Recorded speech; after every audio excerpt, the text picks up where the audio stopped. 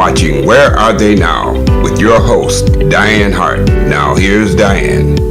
Good evening. Welcome to Where Are They Now? Tonight, I have the pleasure of interviewing Gayelynn McKinney, one of the most accomplished drummers in Detroit, a renowned international drummer. Her father was a legendary jazz pianist and composer, Mr. Harold McKinney, who once played with Billie Holiday. Her mom was a noted singer. Good evening, Gayelynn. How are you? Good evening. I'm doing good. Thank you for having me on your show. Oh, absolutely. We're going to jump right in. Where are you from? I am from Detroit, Michigan.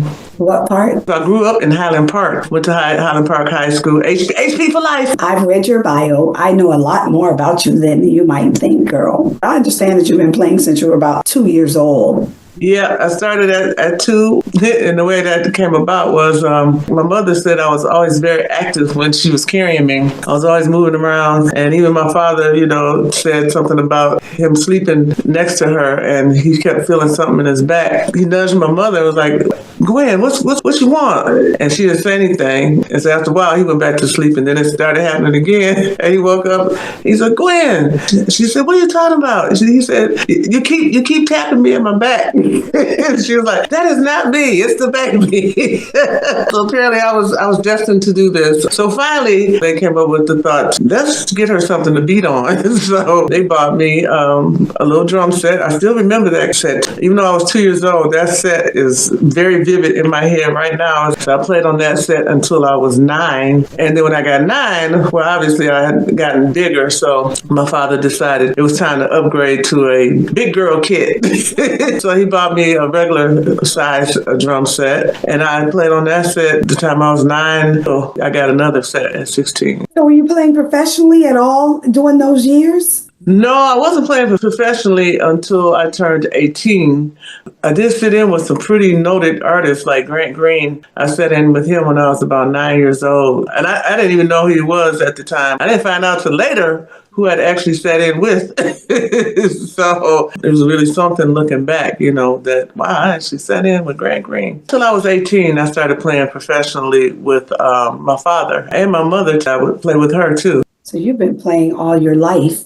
Yeah, basically. Yeah. The moment you were conceived until now.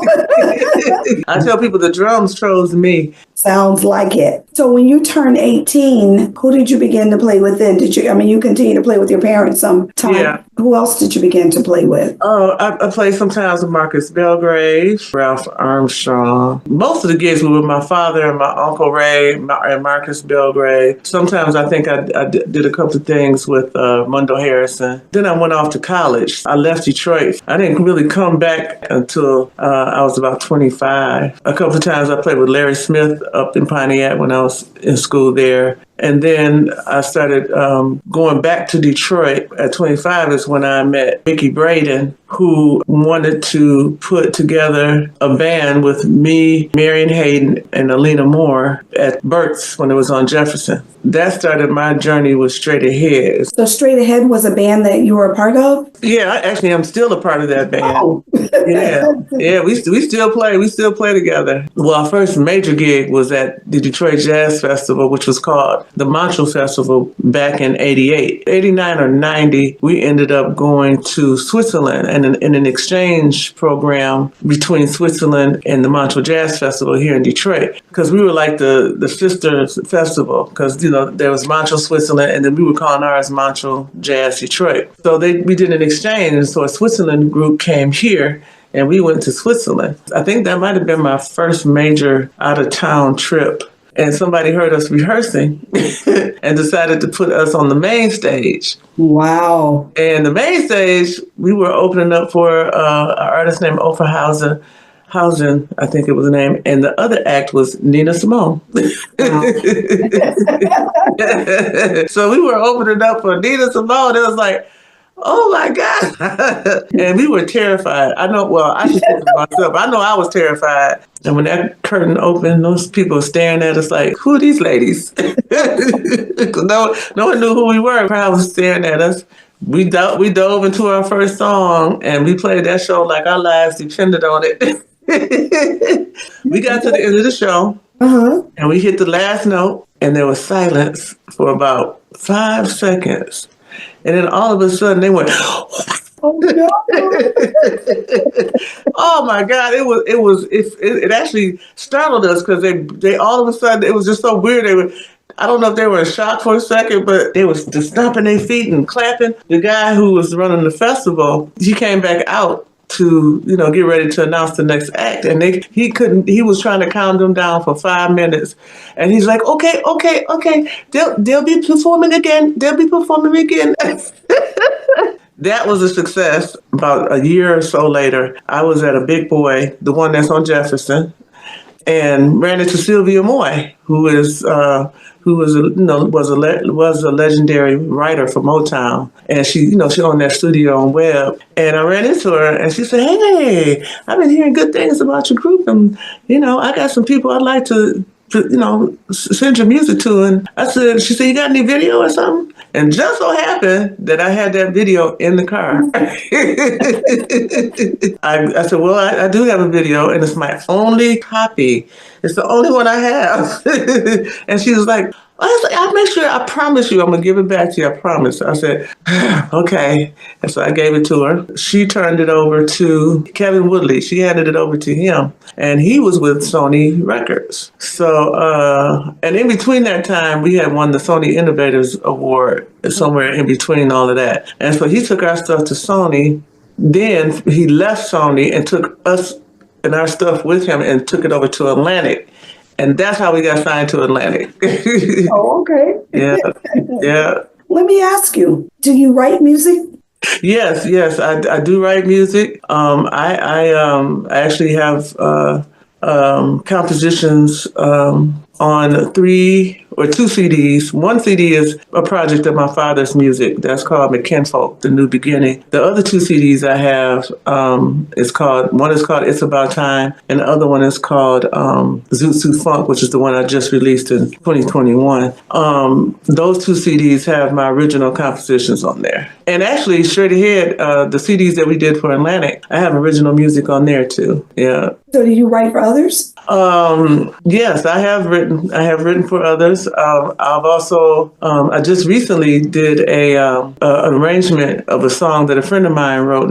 Her name is Ms. Love, MZLOVE. She wrote a song like 17 years ago, and I did a rearrangement of it and made it, I guess, I don't know if I want to call it more modern, but not more modern, but just different than what the original was. Mm-hmm. And she just released that about a month or so ago. And then I've written a song another friend of mine wrote lyrics, and I wrote music to her song. Yeah. So yeah, I have written for others. It's wonderful. Now I know that you've played with some awesome folk, but I'd like you to just tell us a little bit about some of the individuals you played with and who influenced you. I know your parents had to, but who else also influenced you? Well, of course, Marcus Belgrave had a lot of influence on me. Wendell Harrison had a lot of influence on me. But my mentor, one of my mentors is a drummer named George Davison, who passed last year. I sat up under his feet from the time I was 5 until I was a teenager, because Dad had rehearsals every day at the house. And George Davison was the drummer, except for this one time. And I know I've told this story many times, but except for this one time, George wasn't on drums, and another guy came in with a big tall guy with a stick bag, and I'm looking at him because I realize I don't know him. He's just like, I don't know who this guy is. Who is he coming in here in our house? And I said, but he has a stick bag, so he definitely is a drummer. And I was about 10 at the time, and I followed him into our dining room and sat next to him real close, and he looked at me and he took his stick bag and opened it up and laid it out on the table, and it was like one of those moments, you hear that, oh! I was like, ooh. And so he had these red drumsticks that I was looking at and thinking to myself, I want those. I want those sticks. So I looked at him, and he looked at me at the side of mine. I finally worked up the courage to tap him on his shoulder. And he said, yes. I said, can I have those sticks? And he said, what? I said, can I have those? And he said, he frowned up a little bit, and then he chuckled. He said, what are you going to do with my sticks, girl? I said, I'm going to play with them. And he chuckled again. He went, okay, all right. Okay, I'll tell you what. He said, you listen to me, then I'll think about giving you the sticks. I want you to remember the melodies of every song. And I thought to myself, the melodies? Why do I have to remember the melodies? I'm a drummer. And so he said, yeah, I know you're a drummer, but all drummers just listen to rhythm. I want you to remember the melodies too. And I said, okay, well, why? He said, because if you remember the melodies of the song, you'll know the song better. You'll learn the song faster too if you know the melodies of the song. And when you take drum solos, people will know where you are. And sat there for a couple more seconds. And then I said, can I have those drumsticks? He said, go on out of here, take these drumsticks. So I took those drumsticks and played with them until they were a pile of toothpicks on the floor. When I was about 17, I'm looking through a book with my friends, this jazz book, and I stopped on this page and looked at the guy. I said, oh my God. And my friend said, what? I said, oh my God, that's the guy who gave me the drumsticks when I was 10. And they looked at me like I was crazy, like, that guy, he didn't give you any drumsticks. I'm telling you, that is the man that gave me drumsticks when I was 10. As it turns out, that man was Max Roach. So Max Roach, the great jazz drummer, gave me his drumsticks. When Shreddy had got signed to Atlantic, I had a chance to see him at which is now the Fillmore Theater. We opened for him, and he happened to come to our sound check. So I made a beeline over there to him. Mm-hmm. I'm probably about 27 now. I said, I just got to let you know. I said, I know you don't remember me, but I just got to let you know. And he stopped me before I could finish. Said, oh, I remember you. You, that little girl, took my drumstick. I said, oh my God, you remember that? He said, oh, yeah. He said, yeah, you're Harold McKinney's daughter. I said, yeah, I am. And he said, I just want to let you know that what you told me stuck in my head like glue. And I remember the melodies of hundreds of songs. He smiled at me. He said, good. Unbelievable. I understand that you played for some awesome people like Aretha Franklin and Marcus Belgrave and Ralph Armstrong. What was that like? I also played with Benny Golson and Jason Marcellus, Larry Coryell, Roy Ayers. So right. Playing with Aretha, her and Benny Golson, I would say, were the two gigs that I was the most nervous. Because these are like people I really idolized. I was really nervous, especially Aretha, because she doesn't play around with her music. When I interviewed Ralph, he said the same thing. She is a no-nonsense period. That's right. The first time I played with her was in 2004. This was before I actually started touring with her. Her management team asked me to play with her at the Detroit Jazz Festival because she was going to do a jazz half of her show and an R&B show. And they wanted me to play the jazz half. A lot of people didn't know, I don't think knew that I played R&B as well. Anyway, so I got a call and we went to her house for a rehearsal. I remember Perry Hughes being there. So we kept getting this ending wrong on one of her songs. She said, no, I wanted to go blah, blah, blah, blah, blah, this way, that way, this way. I said, okay. So we played it again and it was wrong. And she said, hold on a second. She went over to the piano and she played it the way she wanted it to go. And then she looked at us and said, nah, I don't have to tell you how I wanted to go anymore, right? We were like, no, ma'am. We got it. We got it now. We got it. I ended up playing her jazz half of the show. That was, before I actually ended up touring with her from 2015 to 2018. I was her last drummer. I toured with her until her death. That was a whirlwind of an experience. I met so many people. Earth, Wind & Fire, Hillary Clinton, Clive Davis, Narada Michael Walden, all these people that I looked up to, I was meeting, Like I said, she's no nonsense. She liked for you to be real, talk to her like she's a real person. And if you acted like you were nervous or too scared to talk to her, then she didn't really have too much for you. You know what I mean? She was cool. I had no problems. I was part of a massacre that happened when I first started working with her. That was the most unnerving experience. We did this gig in Jersey. When we played the rehearsal, everybody did, the went smooth rehearsal, played everything great. But when we got on that show, I don't know what happened. Those players played all in the wrong spots. They were playing the wrong stuff. I was like, what is happening? happening here? The band that traveled with her, we were all looking over there at them like, what's happening? I'm pretty sure that these were horn players that played with her before. I don't know if they were mad at somebody. I don't know what happened, but all I know is they didn't play that show well. 2 weeks went by. I was playing another gig with her, and the music director called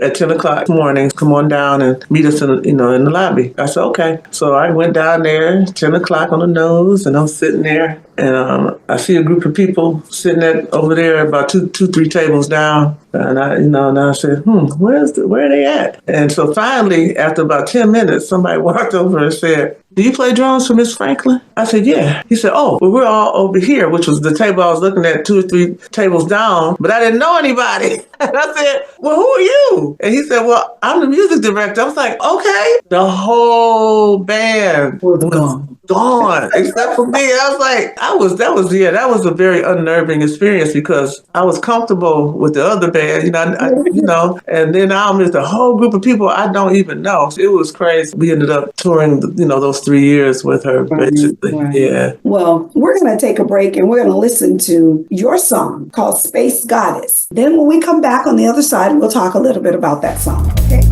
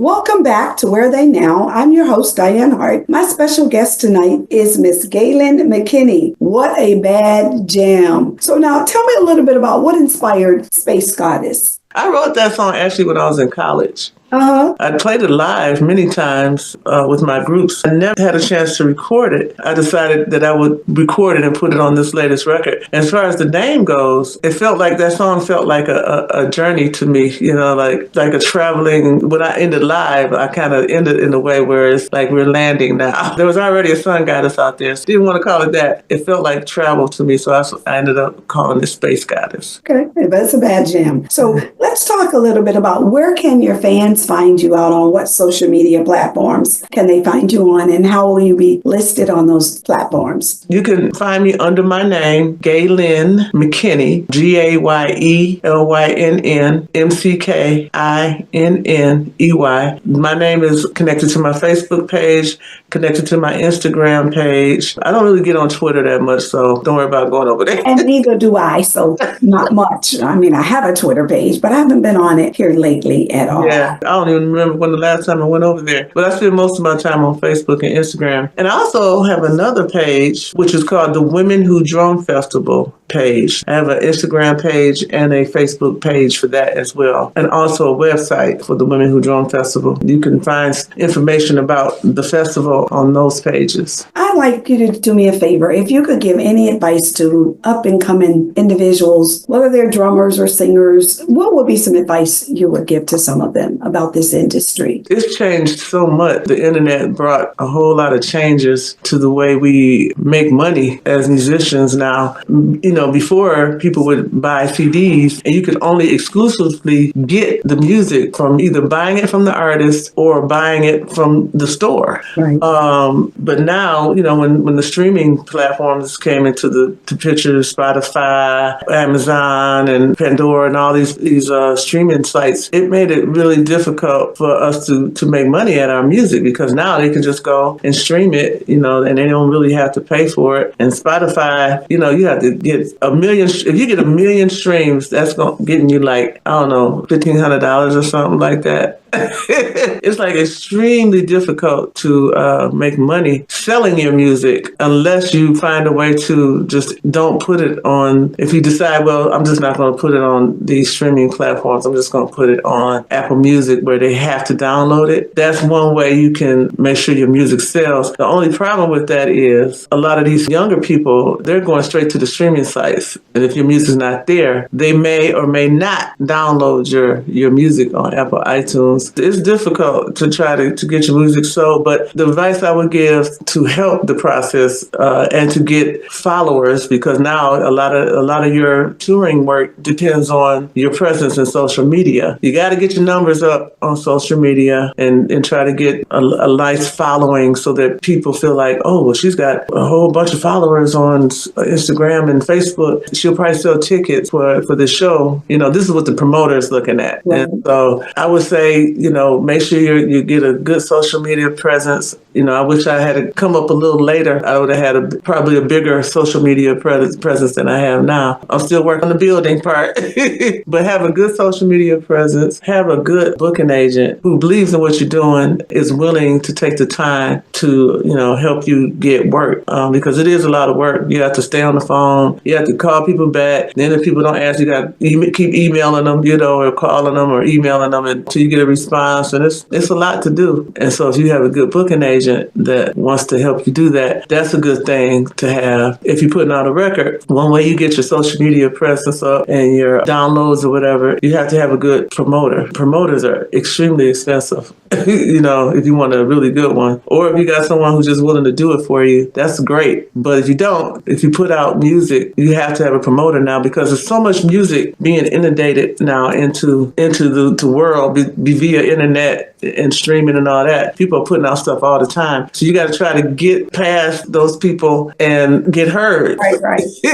So you have to get a good promoter who's going to put it in the right places so that people can hear it via radio radio. If you can get on television, that's cool too. If you can get on a program or do stuff like we're doing here to promote your music, so that you can have a presence and download your music, and people want to hear it and download it. You can actually build up your revenue. You can get a bunch of streams. You can get a little money. Those are factors that I would say that are important to try to get work and to get your music heard. Are you currently playing or touring right now? But you're playing somewhere in Detroit. I play regularly with Ralph Armstrong and Gerard Gibbs at Baker's Keyboard Lounge. I play there every Friday and Saturday, unless we're doing something different. Like next weekend or this coming weekend, we're playing at Blue Llama on Friday, but we'll be back at Baker's on Saturday. So most of the time, we're there, though, Fridays and Saturdays at Baker's. I venture off in other places, too, as well. Like yesterday, I did a concert with two brilliant young women who are students at Michigan State. We did a concert at Blue Llama, and we call ourselves, when we're together, GSL, which stands for Gayelynn, Sequoia, and Laura. They are really up-and-coming young jazz musicians who are doing great things and are going to be really successful. So, I get a chance to do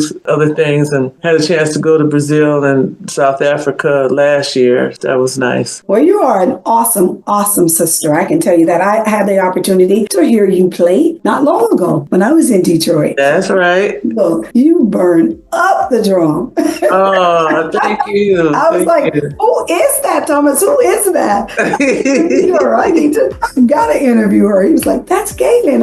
Yeah, okay. I was like, oh, you are bad. Oh, thank you. Well, I know it's about time for us to go. I hear the music. But let me say, I want to thank you for this opportunity, for allowing me to interview you. You can watch me every Thursday night on Where Are They Now at 7:30 on Detroit Hot TV. Also, be sure to listen to Detroit Hot Radio, because Gaylynn's music will be being played over there. So listen to it. Please, also, you can watch me on the opening statement on Wednesday nights right here from the Tampa Bay Television Network. I'm on Roku at 7 p.m. on Wednesday nights, every Wednesday night, where Gayelynn will also be on my show in Tampa. Yay! Don't forget to go to my YouTube page. You can go to it at Dianne Hart 2126. Like and subscribe, hit the bell, so every time I put up a new video, you'll get notified. It was indeed my pleasure to interview you tonight. I can't wait to hear you again. I'll be in Detroit in just a couple of weeks. So awesome. I'll be joining you at Baker's. Yay! Awesome. So again, thank you so much. Thank you so much. I appreciate you. Bye. Absolutely. Bye-bye.